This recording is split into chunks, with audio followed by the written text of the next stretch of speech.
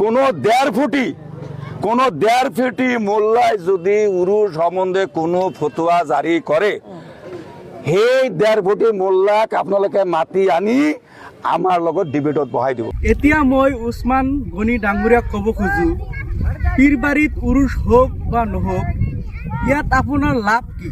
দেশত কিমান সমস্যা আছে, জলেশ্বৰত কিমান সমস্যা আছে, সেইবোৰ আপুনি মাত নামাতি জলেশ্বৰৰ পীৰবাৰী উৰুষ হৈ আছেনে নাই সেই কথাত আপুনি দেখো সঘনাই মাত মাতি থাকে। শেষত আৰু এটা কথা ক'ব বিচাৰোঁ, আপুনি মুফতি হয় নে কোনো এটা মৌলানা হয় যে আপুনি মৌলাৰ লগত ডিবেট কৰিব বিচাৰে?